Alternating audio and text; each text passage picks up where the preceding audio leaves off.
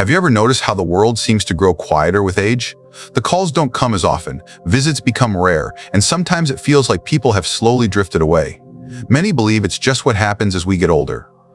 But often, loneliness doesn't come from age. It comes from small, daily habits that quietly build distance between us and the people who love us.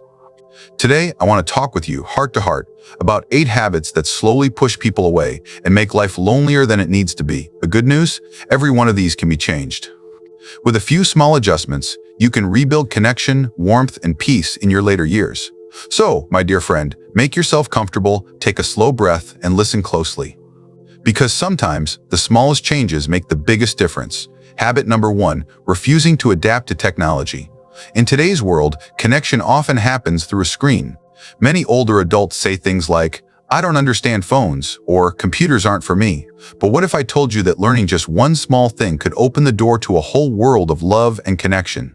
I once met Alice, a 75-year-old grandmother who felt nervous about technology. Her grandson patiently showed her how to use video calls. At first, her hands trembled, and she laughed at her own mistakes. But a week later, she was smiling at her daughter's face on the screen, watching her great-granddaughter take her first steps from hundreds of miles away. It was as if her heart had traveled across the distance. Then there was Mary, 77, who refused to learn. She said, "I'm too old for that nonsense." Over time, her family stopped trying to reach out through phone apps and online groups because she never responded. Birthdays passed. Photos went unseen. The love was still there, but the connection faded. You don't need to master everything. Just try one thing. Let your grandchild or a friend show you how to send a photo, join a video call, or reply to a message. Each small step keeps you part of your family's world. Technology isn't about screens. It's about keeping love alive across distance. Every time you say, "I'll try," you're really saying, "I still want to be part of your life." Habit number 2, pushing away help and support. We've all spent a lifetime being strong, raising families, and solving problems. Independence feels like pride, and it should. But when that pride turns into resistance, it can push people away who simply want to love you. Helen, 76, accepted small gestures from her daughter, a ride to the store, help with heavy bags, a warm meal when she was tired. Every time she said, "Thank you," her daughter's heart grew lighter.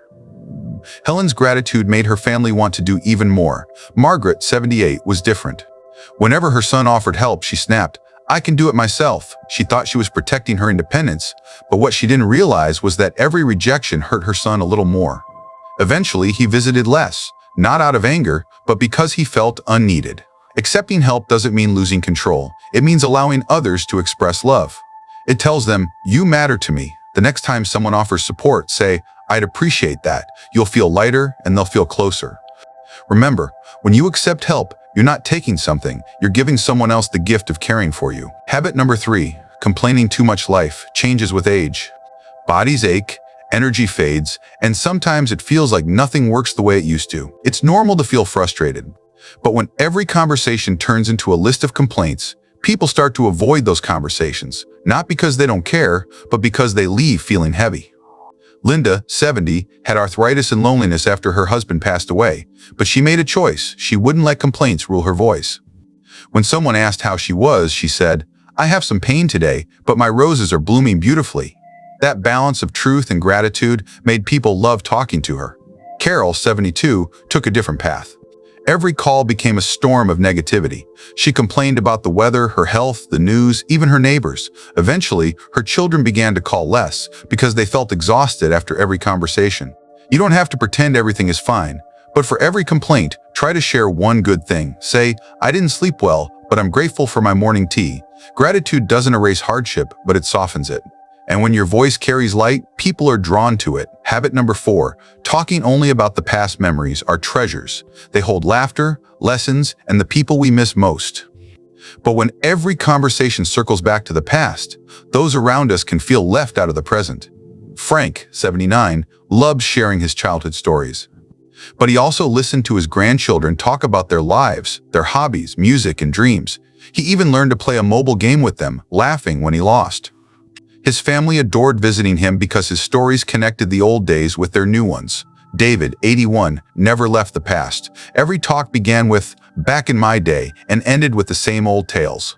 His family listened out of respect, but over time, visits became shorter.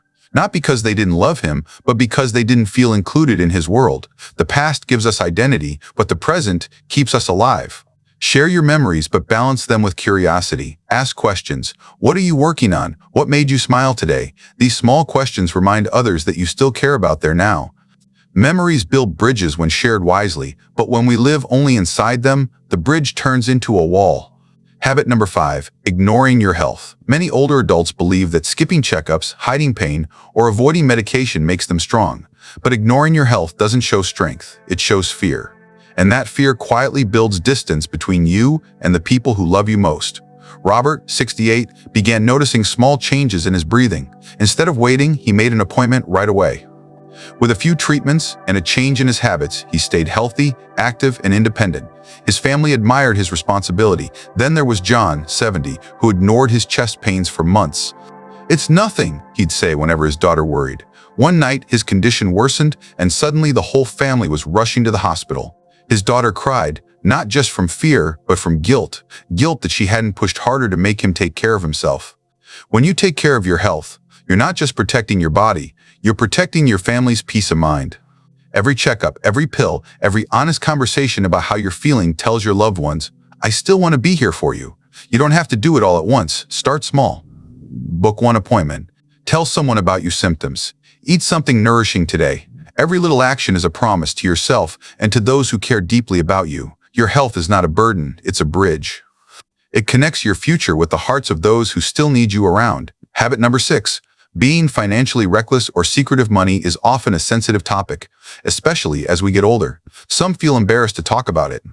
Others feel they've earned the right to handle it alone. But when money becomes a secret, it can create confusion, mistrust, and pain for those who are trying to help. Albert, 74, was wise about this. He made a simple list of his bills, savings, and plans, then shared it with his daughter. That single act gave her peace. She didn't have to guess or worry. Their bond grew stronger because there were no secrets. Lawrence, 77, chose a different path. He hid his debts, loaned money to strangers, and refused to talk about his finances. When his children eventually found out, they were heartbroken, not because of the money, but because he hadn't trusted them enough to tell the truth. Being open about your finances doesn't mean losing control. It means giving peace to those who may one day have to make decisions for you. Keep records clear. Ask for advice if you need it. Avoid risky investments or promises that could lead to regret. Honesty keeps relationships strong. When your loved ones see that you trust them, they will trust you even more. Transparency is not a loss of power, it's a sign of love. Habit number 7, refusing invitations. At first, saying no feels harmless. Maybe you're tired, maybe you just want to stay home. But when no becomes a habit, it quietly teaches people to stop asking. Dorothy, 82, sometimes felt weak and didn't always want to go out, but she pushed herself to join her book club or have coffee with a friend once a week. Each time, she came home smiling, her spirit lighter, her heart full. Those moments became her lifeline. Irene, 80, did the opposite. She always had a reason to decline, too cold, too tired, too busy. After months, the invitations stopped coming, and one morning, she realized no one had called in weeks.